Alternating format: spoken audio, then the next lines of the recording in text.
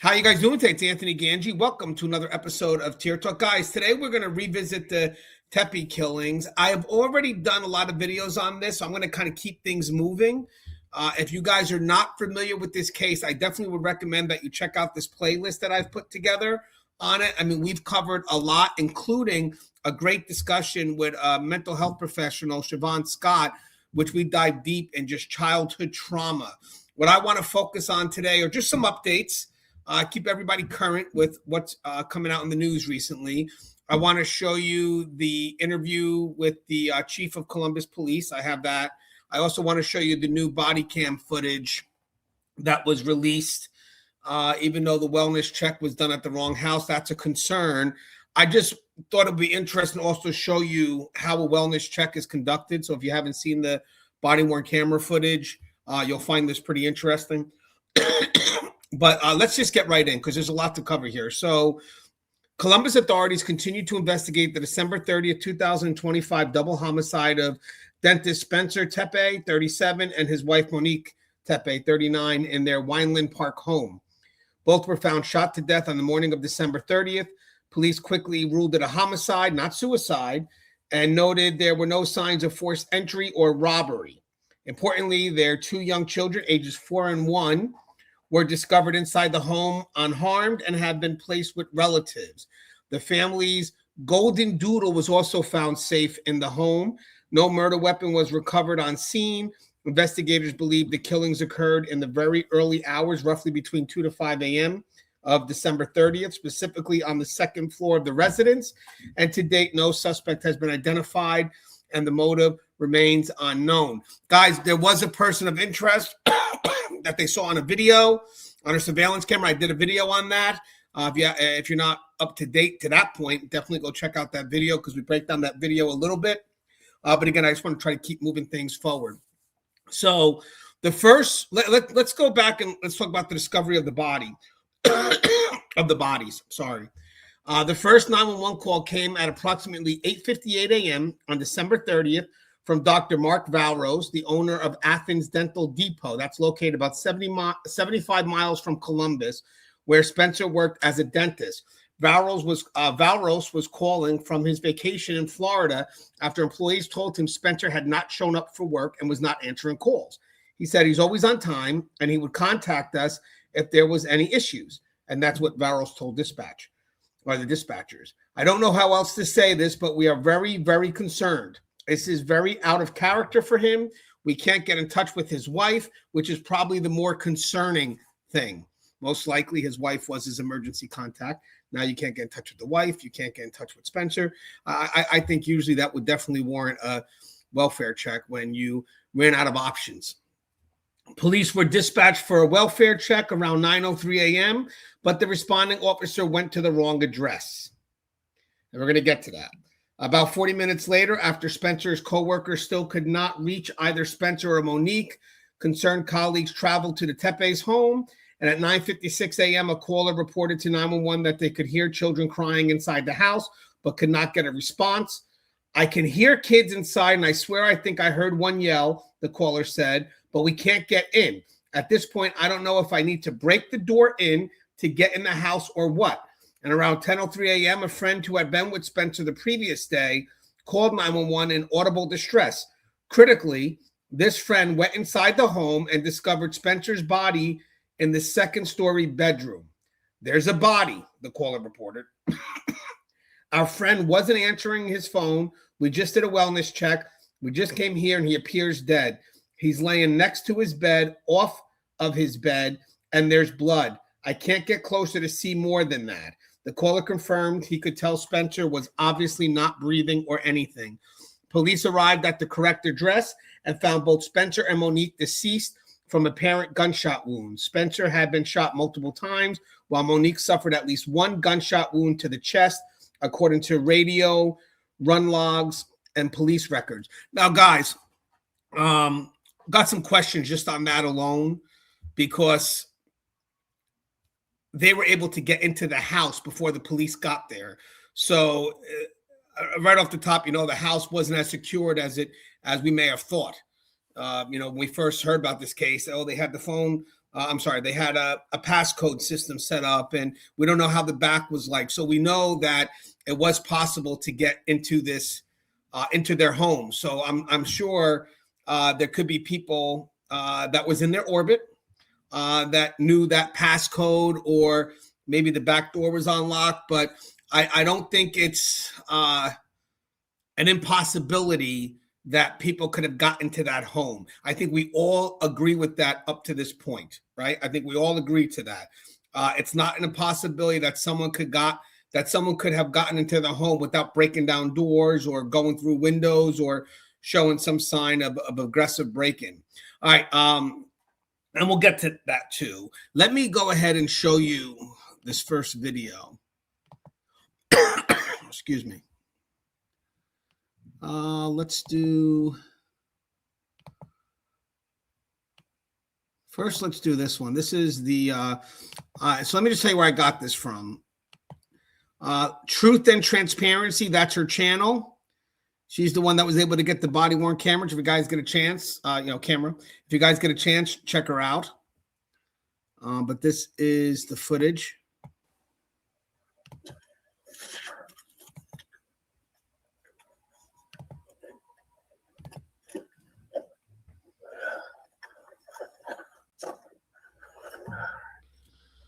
Sadly, he is going to the wrong address.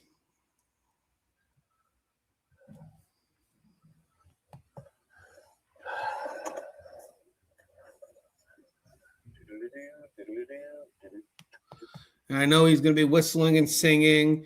I mean, I would say that wellness checks may be rather routine. And sometimes when you do things that are routine, the urgency erodes a little bit because maybe there's more successful outcomes than there are negative outcomes.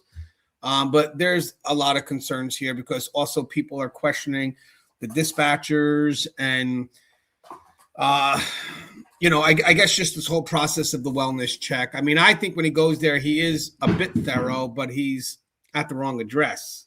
So that kind of puts a bit of a conflict in how thorough that was, because even if he did the thoroughness of the check, he's still at the wrong address. So without having the right address, it doesn't matter how thorough your check is. You're at the wrong address. I was under the impression that when they arrived, they try to confirm the address before they go up. But somewhere along the line, either the dispatcher took it down wrong, maybe someone misread what she wrote or they wrote.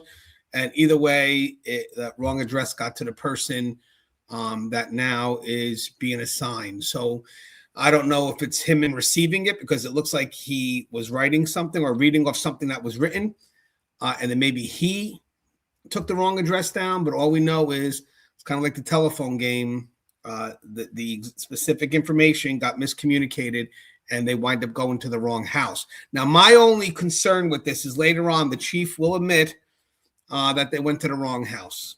And that's great. That's transparency. But that's something that they knew as soon as the situation happened.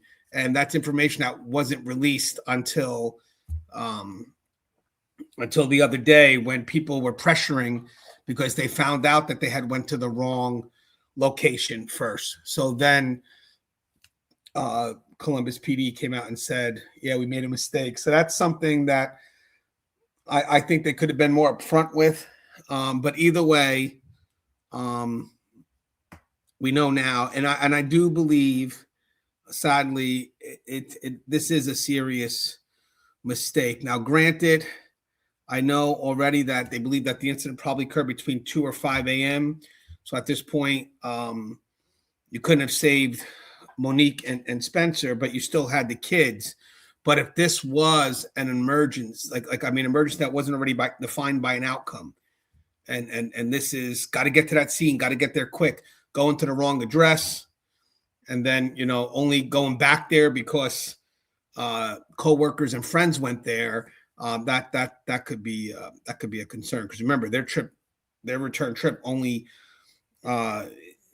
became they only did their return trip because the co-workers and the friends were on site and they were worried, and then they notified the dispatcher. I think there's a body there, there's kids screaming, they're yelling, and that's what motivated them to now do the second trip.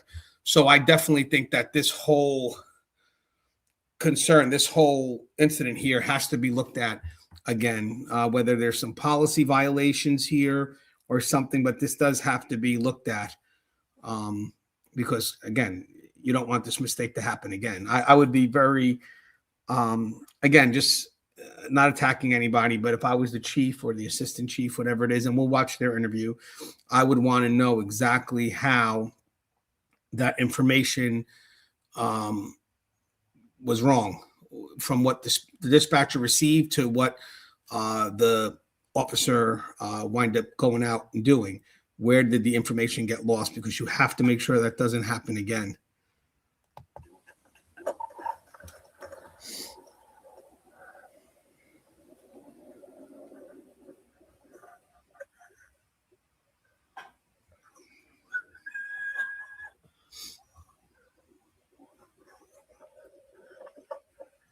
It's good. I'm hoping she knows that it's being shared, so I don't get a copyright strike.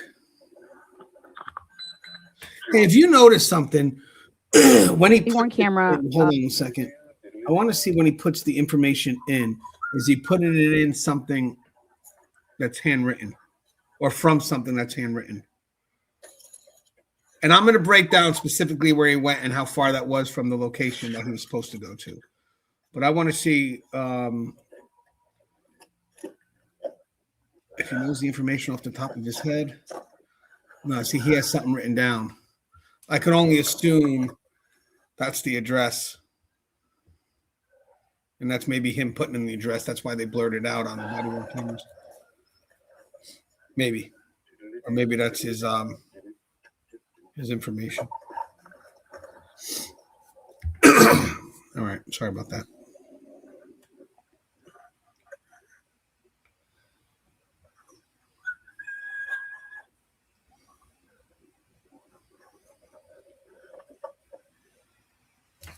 Radio 31.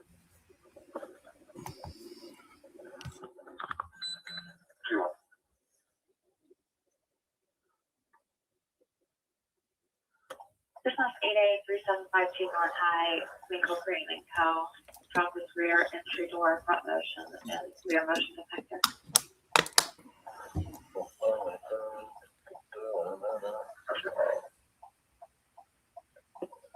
No, 31. No, send that to me, please. 31, I'll check that. 31, I got thank you, sir.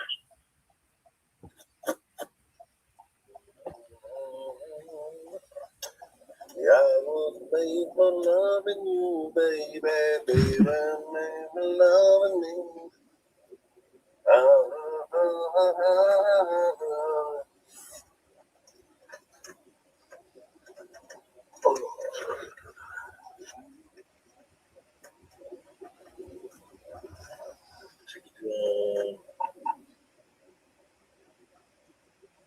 Okay. 21, 19.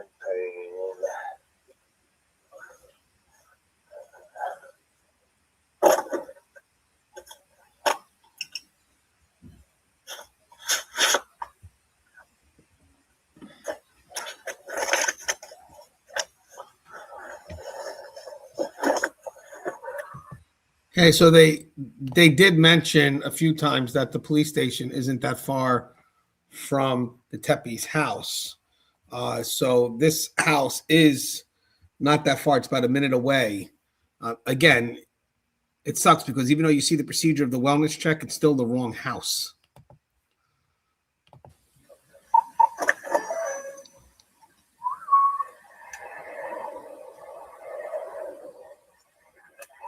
Y'all come on up here.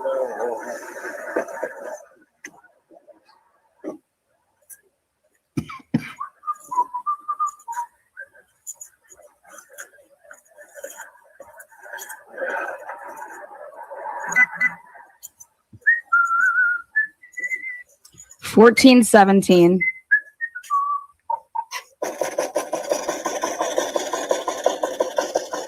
Radio 43.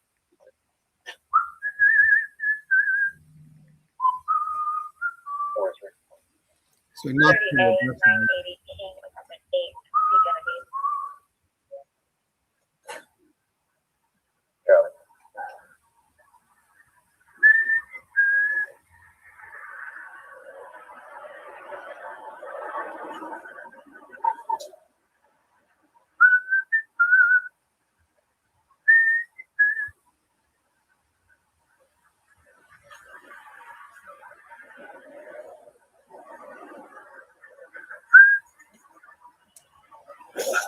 So they are allowed to go through the property, even if it's fenced. Anybody home? I think it's his last resort because he does go through. Anybody home?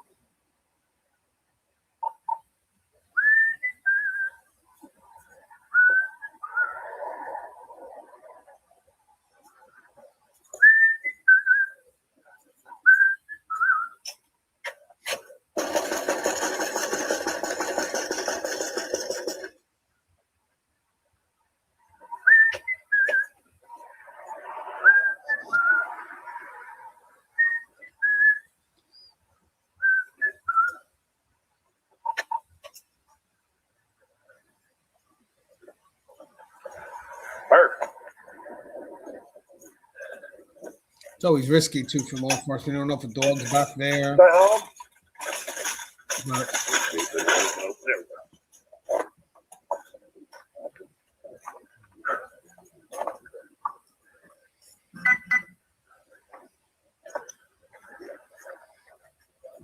Anybody home? by the way, this house is only about a minute away from the Tepe's house. This house looks a little bit unkempt. They say the neighborhood surrounding it may not be the best.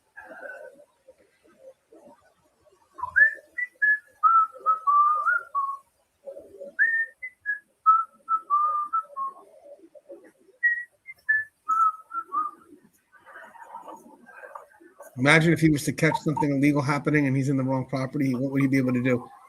Yeah. It'd be a whole due process concern. Good old college try. Bert. Said he gave it the old college try. All right, I'm not gonna. Gave it the old college try there. All right, so I did a video the other day about wellness checks, and some agencies don't allow you or don't want you going to the private property. But in this case, looks like he did. Just it's the wrong house, and then people have problems with the dispatchers already. So I think this is definitely something that they're going to want to look into and address because I see the public is really hitting up those comments. So I'm sure that if we're seeing it, I'm sure Columbus PD is seeing it. Before we go back to the body-worn camera, I'm not going to show it again, but I do want to break down a little bit more. I want to go back to what we were talking about before about people going into their house. So I had a section here, critical security concerns. How did friends enter the home? I think that's extremely important. And by the way, guys, I think the police know a lot more. I do. I think we're going to get an answer to this really soon. But from the outside looking in, a significant question has emerged regarding home security. Despite police finding no signs of forced entry, a friend was able to gain access to the home and go upstairs to the second floor where he saw Spencer's body in the bedroom. Police have not publicly explained how the friend entered the home, whether the door was unlocked or whether the friend had a key or the access code. Former homicide detective Ted Williams commented on this detail. He goes, "We do know that there was no signs of forced entry. So if there's no signs of forced entry, that tells me that they either knew their victims, meaning the perpetrator, or the Tepes may very well have left their doors open. This raises important investigative questions about whether the perpetrator had prior access to the home, knew the door would be unlocked, or had been given entry by the victims. These are general investigative observations about cases with similar characteristics, not conclusions specific to this case, but it's what you can draw from it, right? In my mind, it's definitely what you can draw from it at this point. There was no breaking in. They were able to get into the home for the wellness check. The friends did. So you got to assume that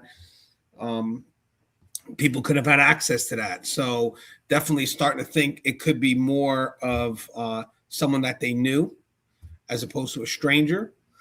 I hopefully don't think they'd be, sloppy to leave their door unlocked. Now, going back to the body cam footage. Body cam footage released on January 9, 2026 shows a Columbus police officer at the wrong house during the initial December 30th welfare check. In a January 9th press interview, which I'm going to show you guys, Chief Elaine Bryant confirmed that the first officer on scene knocked on and searched the wrong address, specifically a home on Summit Street, about a quarter mile. That's 1 minute drive, approximately 2 streets away from the Tepe's actual home on North 4th Street. The body cam video shows the officer knocking multiple times on the front door, calling out anyone home, walking around the backyard, checking the back door, and then leaving after receiving no response. Officer spent about 10 minutes at this location doing all the things you would do during a proper welfare check before returning to the patrol car. And that's true. I mean, that's all he probably could do at that point, but it's the wrong house. About 40 minutes later, after additional calls from concerned coworkers, officers were directed to the correct address on North 4th Street, where Spencer and Monique Tepe were found dead. Bryant emphasized the mistake was simply a miscommunication about the address and not due to negligence. The officer did everything that was supposed to be done. The officer did everything that he was supposed to do, she said, but later learned it was the wrong house. Bryant also noted that the Tepes were believed to have been killed several hours before the initial welfare check attempt, meaning the address error did not affect the outcome. Yeah, I get that. I'm not arguing with her there, but there is a concern, though, if it was a real emergency. It's just a mistake you don't want to make. So, by the way, if it happens again, it's going to become negligence, though. Just be mindful of that, because now there's a communication concern that needs to be addressed. I want to show you I want to show you two things. This is a quick little thing from the news, and then I'm going to show you the whole interview with the chief. So let's do this one first. Tonight, we're learning new details in the murder investigation of Spencer and Monique Tepe. The dentist and his wife were found dead on the second floor of their Wineland Park home more than a week ago now. Good evening. I'm Mike McCarthy. I'm Terry Sullivan, in for Jessica Ralston. Columbus police say they've received numerous tips linked to a person of interest, but still no arrests have been made. Today, Rodney Dunnigan sat down with Police Chief Elaine Bryant for the first time since these murders. Rodney? Mike and Terry, Police Chief Elaine Bryant tells me this is a complex case with a number of moving parts. Right now, the biggest focus is surveillance video and a window of time when detectives believe these murders happened. More than a week after Spencer and Monique Tepe were found shot to death inside their Wineland Park home, Columbus police say the case remains active, ongoing, and anything but typical. Police Chief Elaine Bryant and Assistant Chief Greg Bodker sitting with us Thursday to discuss the case. We know that there are a lot of concerns and a lot of questions surrounding this case, and we want to be able to be as transparent and answer as many of them as we can. Unfortunately, there are some things that we can't talk about for the integrity of the investigation. Chief Bryant says the complexity comes from both the evidence gathering process and the need to verify it before drawing conclusions, especially under intense public scrutiny. It puts a lot of stress on us, but I just want to reiterate, while this case is getting a lot of national attention, we look at all of our homicides in that manner. They all bring us stress because someone lost their lives. Police have narrowed the likely time frame of the murders to early Tuesday morning, December 30th.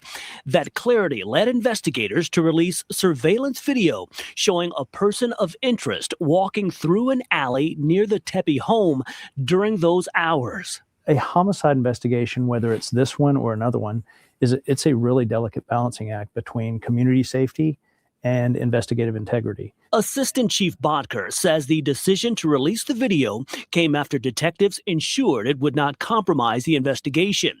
This case has garnered plenty of talk online. Bodker says they're tracking the chatter, but social media talk does not equal facts. There are a lot of internet investigators.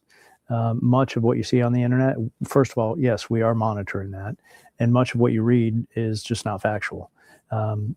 We're not going to jump in on those chats and add our comments to those. As time passes, investigators are racing to collect more surveillance footage, something police say could be critical to solving this case. I know it's frustrating for people. I know they want answers. As soon as we're able to provide more information, we will absolutely be coming back to talk about that, to give updates, and to be able to give more information. But right now, it's premature for us to be able to say what the motive is, or we don't have a suspect identified at this point. Police have not said why the Tepes may have been targeted. Bryant says that question remains open as investigators continue reviewing evidence. This case is definitely disturbing. It's definitely something that we want to make sure that we pour a lot of energy into to try to address and solve. We want to bring some justice to the family. Chief Bryant says much of this case could hinge on one detail, something a neighbor or possibly a witness may not even realize is important. For now, police say patience is key as they work to bring answers to the victim's family and the community. Reporting live on your side in studio tonight, Rodney Dunnigan, ABC 6 News. Our team coverage continues right now as we dig deeper into the murder investigation. Steve Levine tonight is learning what investigators may be focusing on now. While Columbus police are giving few details in connection with this double homicide near Wyland Park, we are speaking with a retired Columbus police homicide detective, giving us insight as to what he believes is being done in this investigation to catch this killer. It's horrible that happened, but it may take time to solve. Retired Columbus police homicide detective Dana Farbacher talking with ABC 6 outside the home of dentist Spencer Tepe and his wife Monique, just 10 days after the couple was found shot to death in their home while their two young children slept feet away. With a case with so many eyes on it, what's that pressure like? It can be really hard. You still have people that want to try and run the investigation for you who maybe never did the job. Farbacher served with Columbus police as an officer and more than 20 years as a homicide detective. He retired in 2014 and tells us detectives now working hard to solve these murders. When they get information, if they feel it's pertinent, that they'll put it out. Columbus police telling us right now they are combing through numerous tips they've received about this person of interest, caught on camera and seen walking by the Tepe's home around the time of the homicides. They have to filter through all these things. If they get 50 tips, you've got to do follow-up on all 50 of those. Talk to people, figure out what is the information accurate they're trying to give you. Farbacher not sharing his opinions on the shooting deaths, but tells us with time, he believes the culprit will be caught. Saying was always shake the tree enough and a piece of fruit will come out. On your side, Steve Levine, ABC 6 News.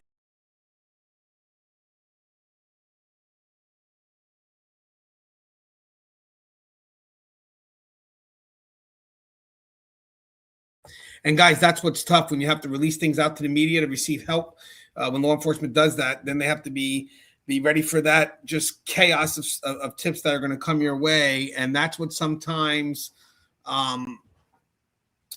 it kind of makes things a little bit longer, because even if they have a track that they want to go, now with all this other information coming out there, they have to now go the different routes to also negate some of them. And basically, nope, it's not that route. It's not that route. It's not that route. So it becomes a bit tougher, because they're going to get a whole mess of information that comes in once they release stuff. So they got to do what they can, and they got to do their due diligence to now kind of prove that this isn't the route, and then do what they can to keep their focus on where they think it's headed. Now, granted, I do respect the integrity of an investigation. I'm a big believer in that, especially with the Celeste Rivas Hernandez case. They're running crazy amok again. It's in the grand jury. Let it be. Come on, Steve Fisher, step down. We don't need to hear you right now. Let it go through where it's got to go through, because at the end of the day, we'll get the information when the information is ready to be provided. But we know they're doing something. In this case here, I do respect the integrity of the investigation. So bravo. But I still think, though, it would have been better off the get-go, when this case started becoming public, for them to already released the fact that they went to the wrong address first. I think they should have released that instead of waiting so long. I don't know why that why that we had to wait till January 9th. I bet you something.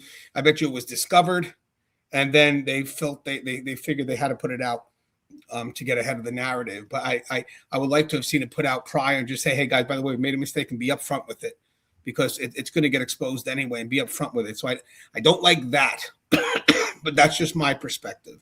I don't think that's relevant to the investigation unless they were looking at it for internal reasons. That could be a whole nother thing. But I think it would have been better if that would have been a little bit more upfront. The lady that we watched the video from, she believes that the reason why they came out with this video and they showed the body-worn camera is because people were asking for the video. So at that point, they opened up that story. So that could be a possibility. Or the other possibility, in all fairness, is that they wanted to have that investigated, so they were doing an internal investigation on it. And then, maybe at that point they handled it. But I think that's something that they should have pushed out as quick as possible, because then it's just, I believe in the integrity of an investigation. As I said, I don't think that this would have, this information would have messed with the investigation if we released it,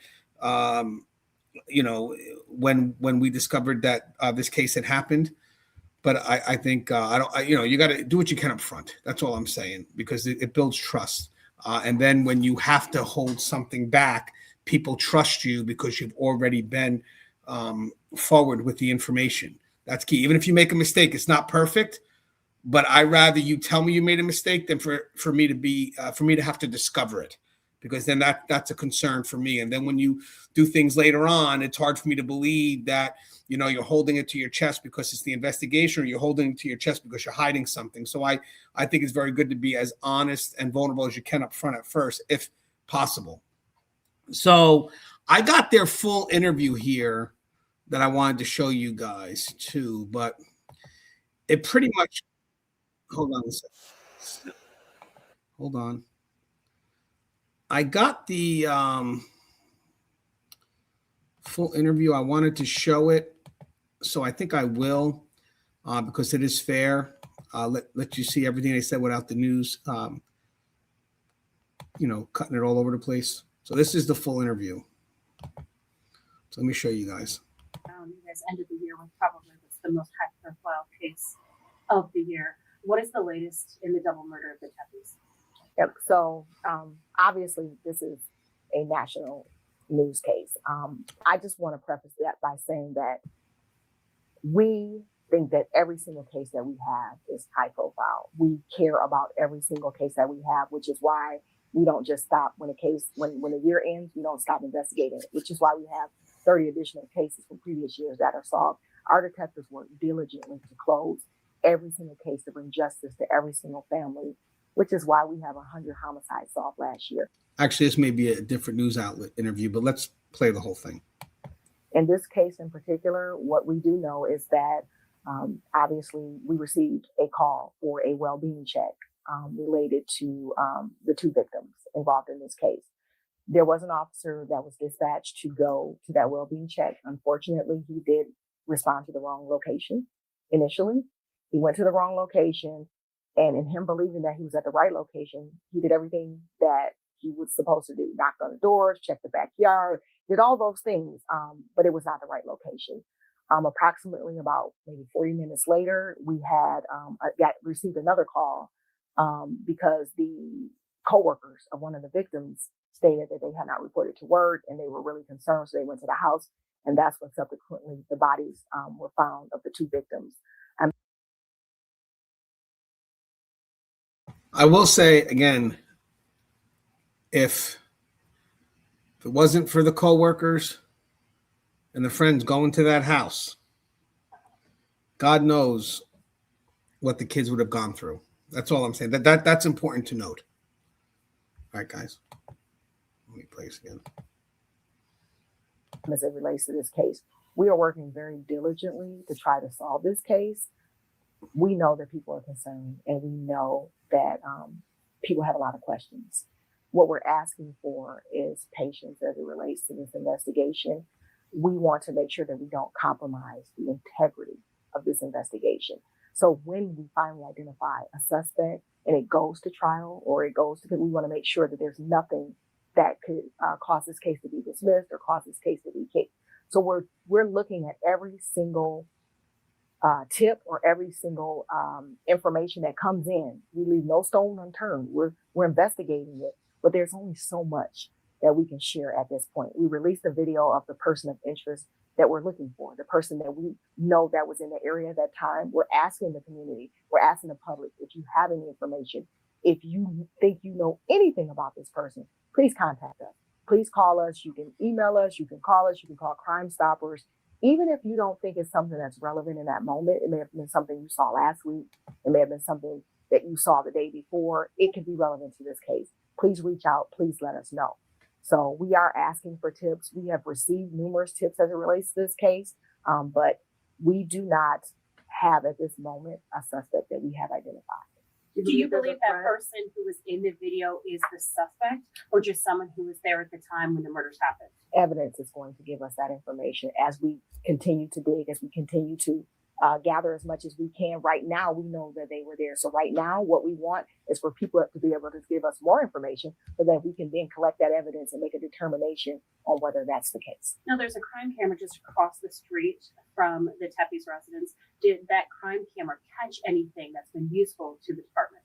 We're still reviewing a lot of video. We're still looking at a lot of evidence. Again, the information that we're releasing, we want to be as transparent as possible and release that. But there are some things we're just not going to be able to share at this time related to the investigation. But what I can tell you is that we are looking at so much video information and so much content that we're still combing through. So we don't have all the answers. And so our investigators are diligently working. They're still gathering information.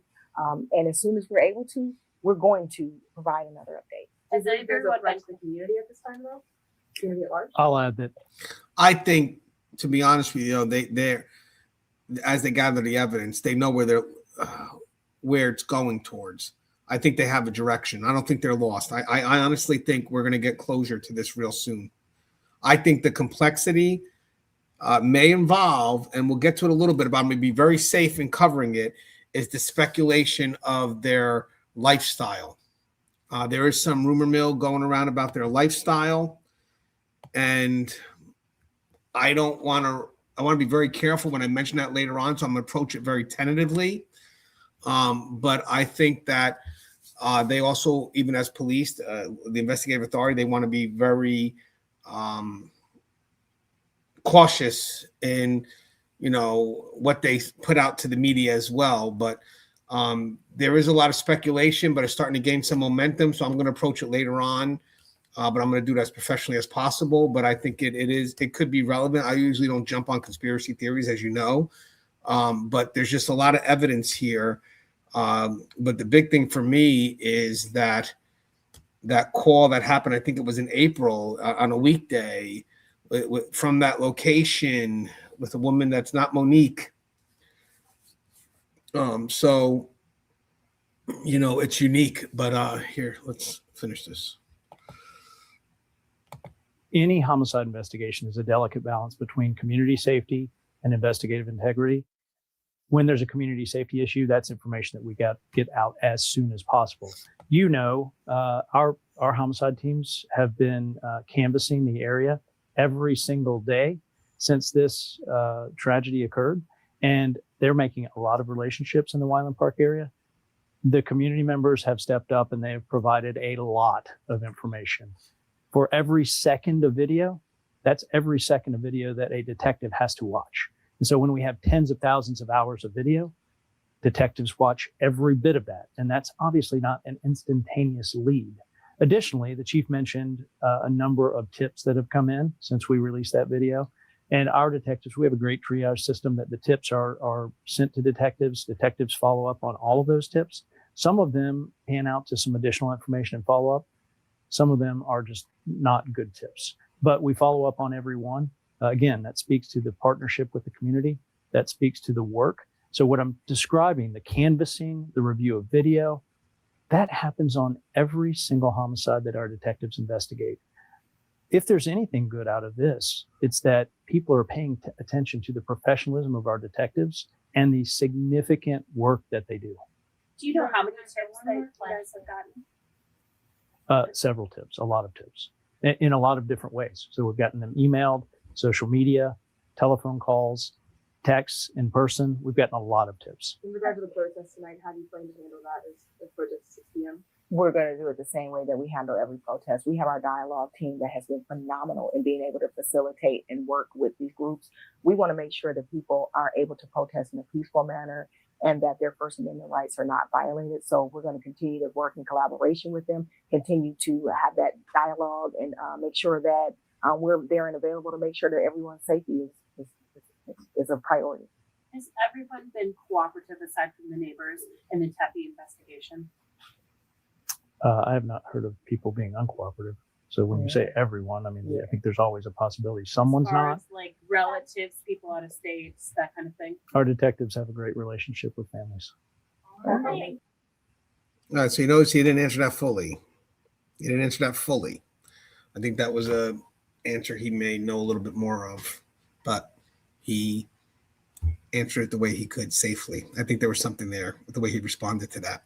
I want to show you one more video, and it relates to the more recent 911 call that they discovered on December 19th, but it didn't come from this home or Monique and Spencer's home. It came from a home not that far away, but it is maybe relevant. Here it is. We have played you a string of increasingly frantic calls to 911 from the morning that the Tepes were found dead, right?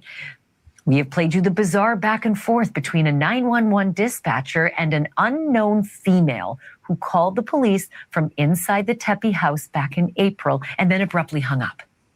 The dispatcher called back, but the crying woman insisted she didn't need and didn't want help after all. A relative of the Tepe says that was definitely not Monique Tepe on that call. But tonight there is yet another piece of the puzzle. On December 19th, that's 11 days before the murders, a neighbor of the Tepes called 911, 2:31 a.m., right in the window.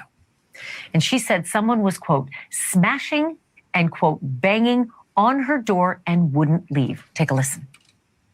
What's the emergency? Somebody's knocking on my door. I think they're trying to get in. They're banging on my door. Okay, someone's banging and knocking. Do you know who this is? No. Do you have a description of them? No, I can't see anything downstairs. Have you told them, have you asked them what they want or if they need something? No. So let's go over that a bit, because that could be relevant if we think the concern could be coming from, remember, they're next to a bad area, and you could have, drug addicts, a bunch of people go in the area looking to get something to steal, maybe thinking someone's not home and going into their residence. So media has scrutinized earlier 911 calls that might be related. So on December 19, 2025, 11 days before the murders, a neighbor on the same street, North 4th Street, called 911 at 2:31 a.m. reporting someone was banging and smashing on her door. The caller said in a whisper, "So now they're smashing on my door. I think they're trying to get in. They're banging on my doors." When the dispatcher asked if she knew who it was or could see the person, the caller said no, and that she was too afraid to yell out and ask basically what they wanted. The disturbance stopped by 2:44 a.m. with dispatch logs noting the problem left. Okay, but what does that mean? What does that mean, the problem left? That the problem wasn't resolved. That means the problem still exists. So what do we do after that? The problem left. Do we still try to figure out what that problem was, who that problem was? So I thought that was left open a little bit. So maybe if you want to connect these calls, they could be. We don't know who that person was. It just says the problem left. The caller's home was just a 3-minute walk, a few blocks from the Tepe's residence. Police did not physically respond to that location at the time. That's what I got. Investigators have noted this incident, but have not publicly stated whether it is connected to the murders. I just want to do something real quick, because that's the second time it came up that the police did not respond. I just want to look up something, because that's the second time where we're getting like the police didn't respond. It says, no, police were not dispatched to December 19, 2025 911 call where the neighbor reported someone banging and smashing on the door near North 4th Street. That call came in around 2:31 a.m., but no officers responded to that specific location at that time. The dispatcher log simply noted the problem left by about 2:44 a.m., and authorities did not physically check the scene. What they reported, a neighbor about a 3-minute walk from Tepe's home called 911 early on December 19, 2025, saying someone was aggressively knocking and potentially trying to get in. Police did not send officers to investigate that call despite proximity to the Tepe's residence. Investigators have noted that the call in their ongoing probe, but have not made any public statement connecting. I wonder, what's the protocol here? I mean, I don't know if that's something, even if she said, you know what, they left, I'm okay now, I would still go check, because you got someone trying to break in, may want to break into another house. If that's the case, maybe I just couldn't get into this house. I'm going to try to go through other houses. So I'm surprised that they wouldn't go, maybe get a description if she was able to get anything or something, but at least try to talk to her, because it just says the problem left. That, I think, if this is all, that's interesting to me. That's interesting to me. That's why, again, the theory of the stranger could be relevant if this is all accurate, But that's unique. So then again, we have another 911 call in April 2025 drew significant attention early on. Columbus dispatch logs show that on April 15, 2025, around 2:45 a.m., a 911 hang-up call was traced to the area of the Tepe residence. You guys are familiar with this call. I did this one in another video, so I'm not going to play it again. But guys, if you don't know it, check out my other video. When dispatchers called back, a woman who sounded as if she was crying said, "Me and my man got into it, but I'm okay. I promise," and declined police or paramedic assistance. The call lasted approximately 1 minute. This call initially sparked speculation that it involved Monique Tepe. Now, even though we're going to later, and I'll get to it later, realize it doesn't involve Monique Tepe. Family saying it's not her voice. They didn't follow up and check on her either. She sounded in distress, and then she says she's okay. But they say they don't have to go to every call, that it's discretionary. But I wonder what we lean on to make those decisions, because these are two calls. I don't want to say hindsight bias, but these are two calls that could have deserved a follow up, only because, if anything, the time of day, 2 something in the morning. The earlier call, she sounds distressed. This lady's got someone banging on her door. Now he left, so maybe he's going to go bang on someone else's door. I think they should definitely, unless this is not as accurate, but I think this is pretty accurate. We got to do some follow ups here on these calls. In my opinion, because now these lead to 2 different scenarios, by the way. I'll get the call in April that they say came from the Tepe's house, but it's not Monique. That leads to the speculation that's causing on the internet, which we're going to go over briefly. And the call that happened more recently, December 19th, 2025, that leads to the stranger aspect. But both could have used some follow-up. The problem left, but the problem wasn't resolved. However, family members immediately pushed back on the characterization.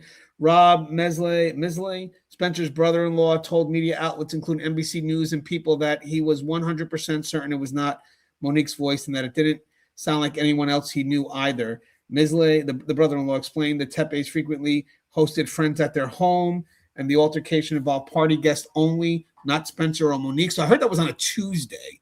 So we're having a party on a Tuesday. On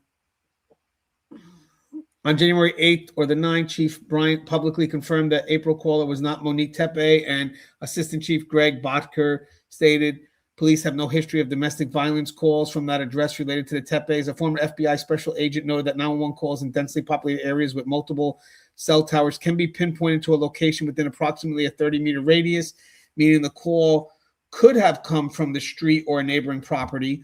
In short, police have confirmed this earlier call was unrelated to the murders. Investigators have emphasized there was not a known history of domestic violence between Spencer and Monique. Notably, all 3 incidents, the December 19th neighbor door banging, the April 15th hang-up call, and the murders themselves occurred in the same early morning time frame, approximately 2 to 2:45 a.m., though authorities have not indicated this timing is significant. Good. If there were follow-ups to this, we would know a little bit more. Because now if you have the FBI saying, hey, it could be within 30 meters. Well, if they would have followed up and went to the house and said, hey, you just called here. What happened? Everything okay? You're sounding distressed. Do you need help? Do you mind if we walk in, check the premises, making sure you're okay? You sound like you were upset on that call. And then for the second one, you got someone banging. I'd still go there and say, hey, you got someone banging at your house to do something in the morning? Hey, did you get a look? Let me get some information. You got any camera footage here that we could take a look at to see who this person is? Because, maybe you couldn't get in your house, but you're trying to get in someone else's house, because we need to find out who this person is. Just saying the problem is left. I think that's a concern. I would be very curious to see if they're doing any follow-up on that now, which should have been done on December 19th. But I'm wondering if now they're pulling cameras and stuff like that, looking back at the December 19th incident to see if there's anything around that time of someone going through someone's backyard and trying to get into people's homes. So, and that to me would be a little bit upsetting. I could be wrong, but that should have been done on December 19th, in my opinion. I'm very interested. What's your thoughts on that? Out of curiosity, because again, you're going to have two different ways this case can go now. It can go to the stranger route, as we just mentioned, or it can go into this other route we'll get into. And I'll try to do that as respectful as possible. So again, I showed you the surveillance video on another video, but just to go through it. So on Monday, January 6th, 2026, Columbus police released surveillance footage showing a person of interest walking in the alley behind Tepe's home during the early morning hours of December 30th. The grainy video shows an individual of apparent male stature wearing light-colored pants described as jeans and a dark hooded jacket, walking with their head down and hands apparently in their pockets. The person is seen moving slowly through a snow-lined alley during 2 to 5 a.m. time frame when investigators believe the murders occurred. Retired FBI agent Bobby Chacon noted the significance of someone being outside in those conditions. It was very, very cold in Ohio that night. Nobody was out at 2 a.m. in that kind of weather, and so there was probably nobody else on the street. And I broke down that video, so please check out the other video that I did on that. Police have not explained why they are calling this individual a person of interest. Remember, he's not a suspect. He's a person of interest rather than a suspect. When asked directly whether police believe this person is a killer or just someone who happened to be there at the time, Chief Bryant stated evidence is going to give us that information as we continue to dig and gather as much as we can. Right now, we know that they were there.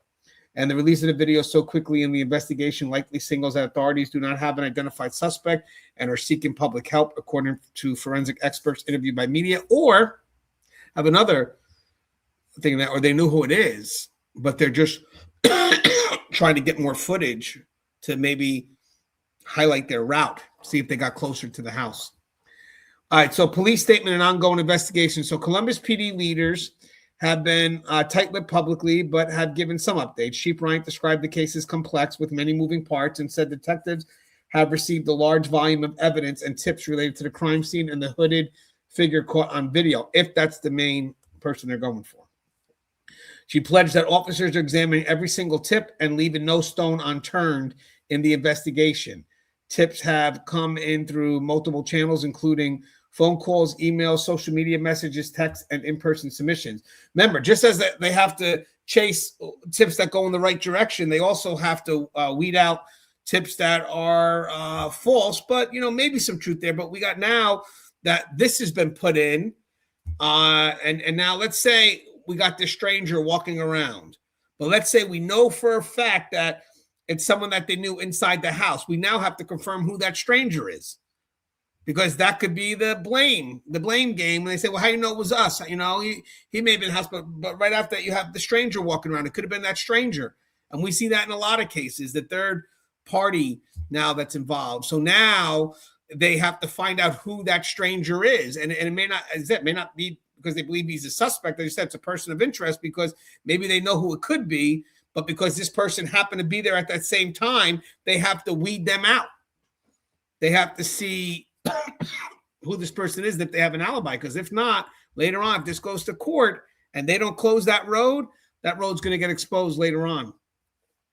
At the same time, Bryant cautioned that investigators must balance transparency with due process concerns.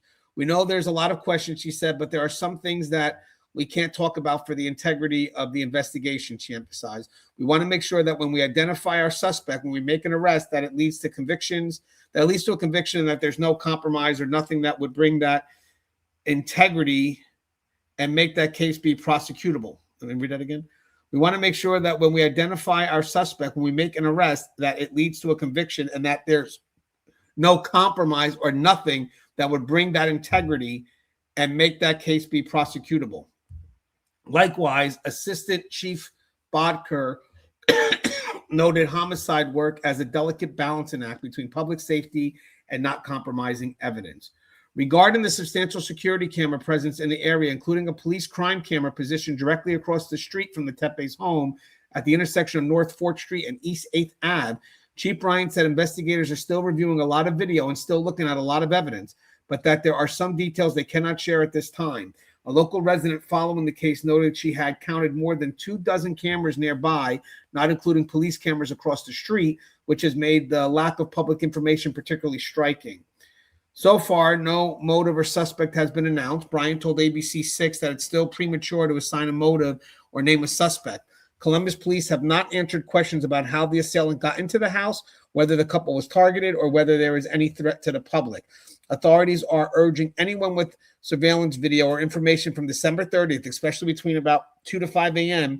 in the surrounding area, North 4th Street, Summit Street, Grant Ave, East 7th, 11th Ave, etc., to come forward. In public statements, Bryant asked for patience.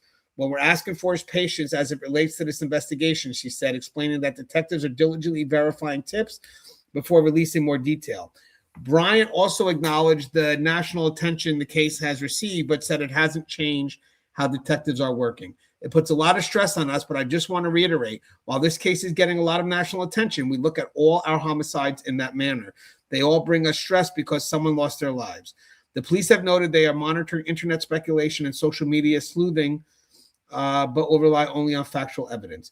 There's a lot of internet investigators, much of what you see on the internet. First of all, yes, we are monitoring that, Bryant said, emphasizing that detectives are focused on verified information. And Assistant Chief Bodker said detectives have been canvassing the neighborhood on a daily basis and reviewing every tip provided. So there's some neighborhood context here.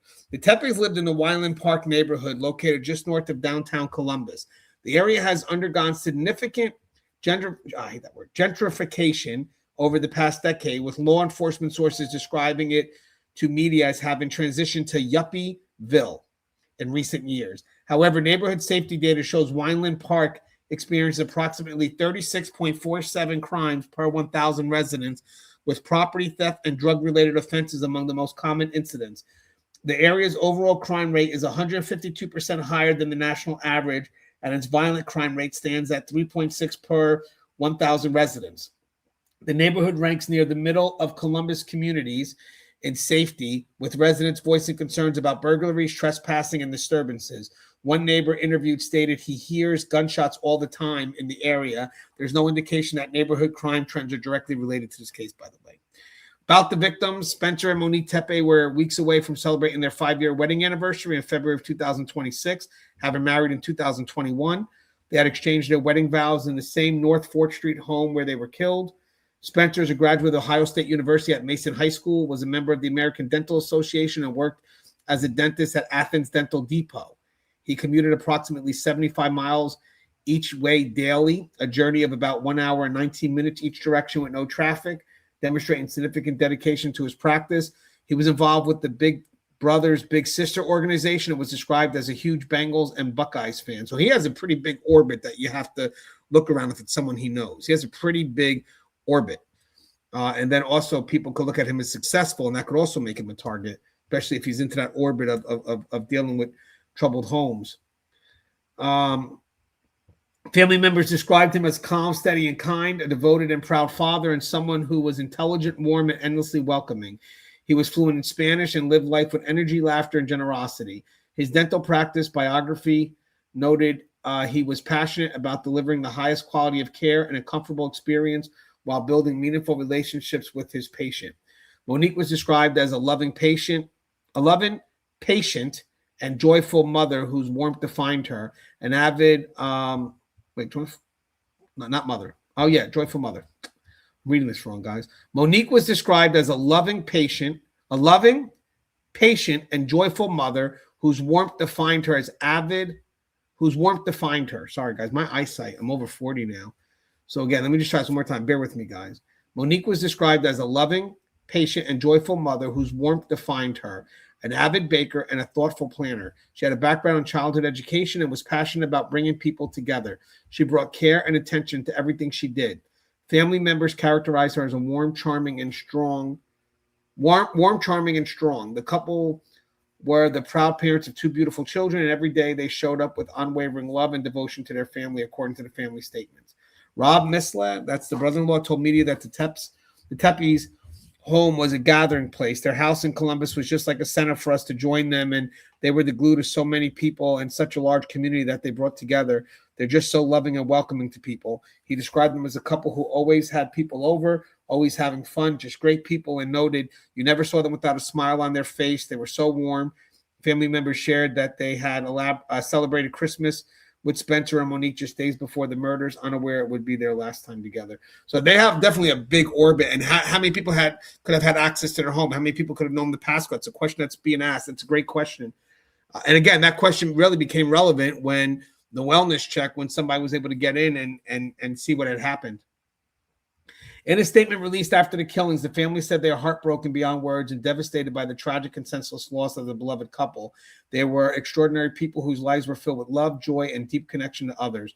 This is what the statement reads. The family described the couple as having shared beautiful, strong, and deeply happy relationships, bonded by a love of travel, laughter, and a mission to build a life rooted in love.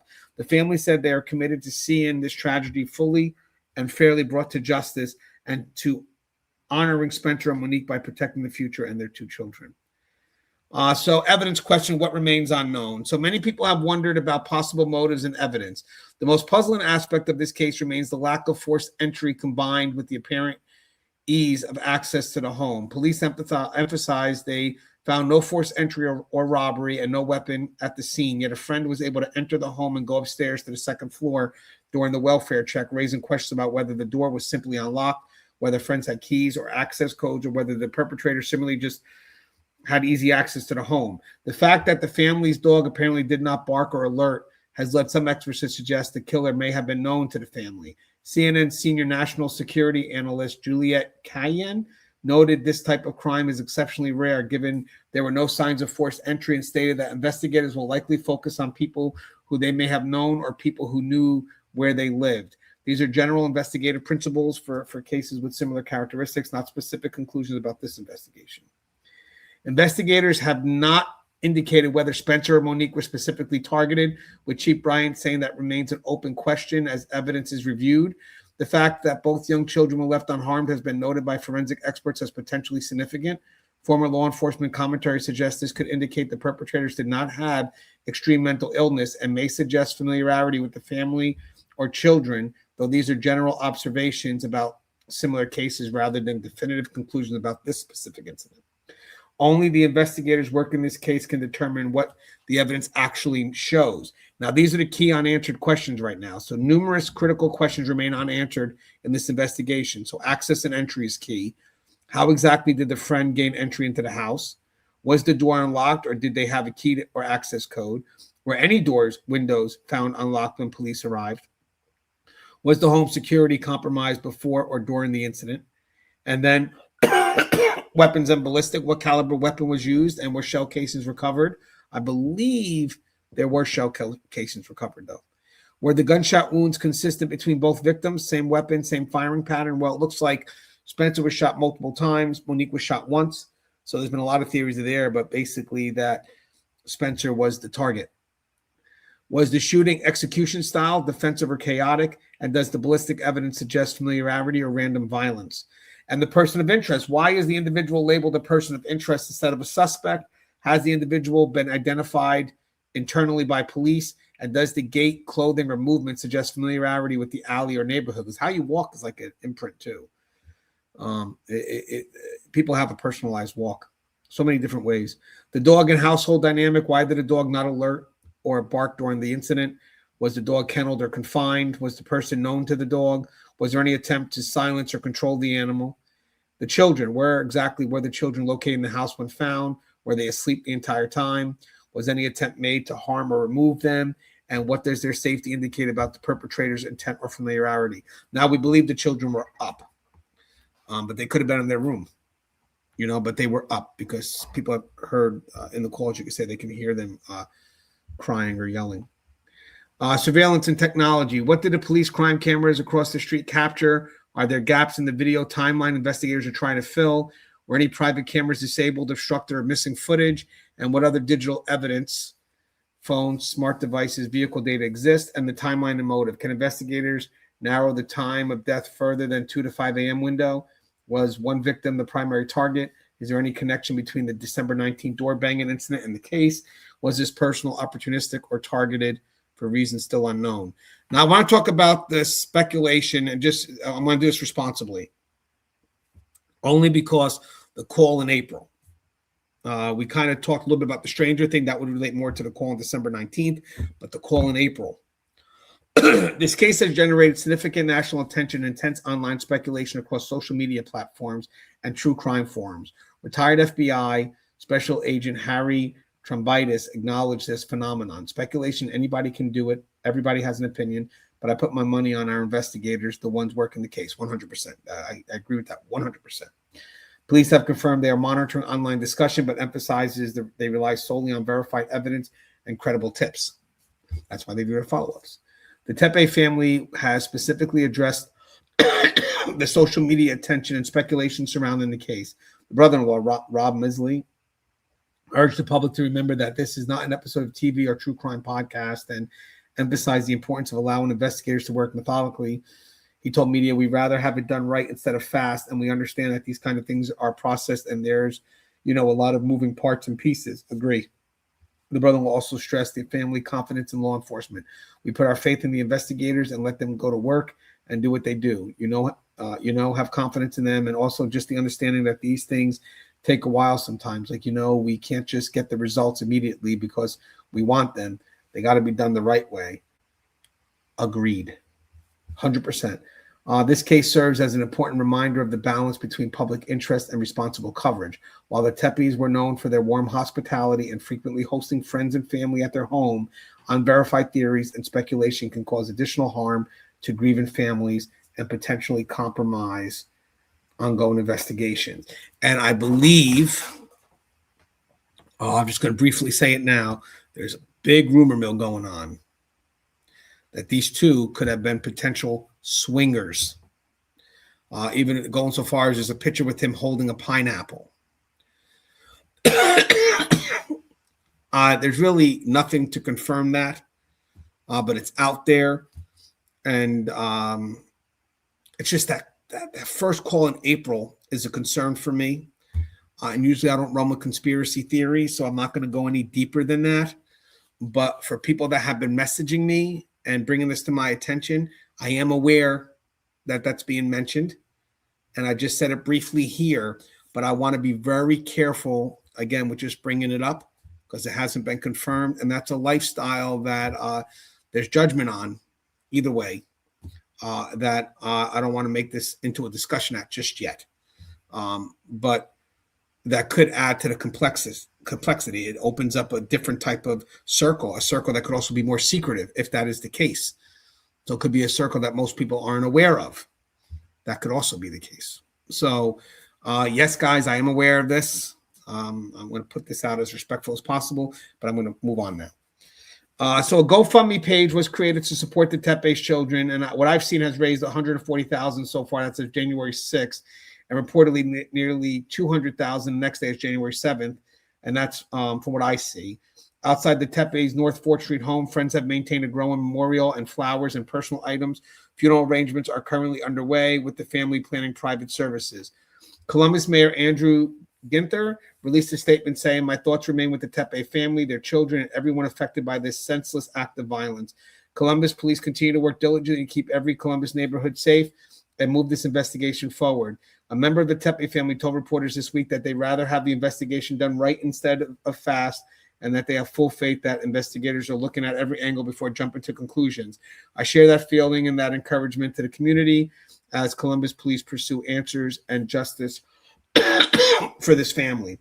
Spencer's employee, Athens Dental Depot, announced its closure for the rest of the week following the tragedy, sharing on Facebook, "He will be deeply missed by our team and the many patients he cared for over the years. Our thoughts and sincerest condolences are with their families and loved ones during this very difficult time." For now, authorities say no arrests have been made and the case is active. Chief Bryan and the Tepe family both urged the public to withhold judgment and avoid speculation.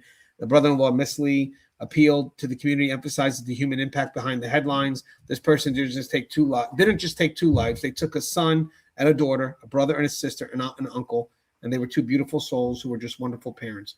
Police have set up a tip line and are actively seeking public assistance. So for Columbus Police Homicide Unit, you got 614-645-4370 or 614-645-2228. And then Central Ohio Crime Stoppers, this could be anonymous, is 614-461-TIPS, TIPS, or 614-461-8477. Authorities promise to provide further updates when facts are confirmed. And in their statement, law enforcement and the family stress patience as the key. Officials say they will absolutely give more information as soon as they're able, Chief Bryan said, and as soon as we're able to, we're going to provide another update. So there's something coming. All right, guys, that's all I got so far on this case. That's my latest update. There was a lot there. I'm going to add this to my timeline and then, my playlist. So you can go ahead and see all my playlists at once if you want the full coverage. There's a lot there. I got like 4 or 5 videos, I think, maybe even a little bit more by now. And then I love the video I did with Siobhan Scott the other day on childhood trauma. And that was related to this case. So we kind of expanded the timeline a bit. But if you guys like the content, don't forget I have Buy Me a Cup of Coffee. Link to that's in the description, as well as top on the YouTube channel. Hopefully this was able to provide some more context for you. And let's keep the dialogue going in the comments. What are your thoughts on a lot of the stuff that I said? I'm sure we addressed a lot. We'll love your thoughts, continued engagement. And guys, stay safe. I think one of the key lessons here, if anything, even if this is not the case here, but the key lesson, be careful who you give your passcodes to. And just in case, if you're hosting parties, whatever it is, I'd rather you let people in than tell them, hey, if you're going to come out and be a little busy, put in these numbers. Because do we ever go change it after the party? Probably not.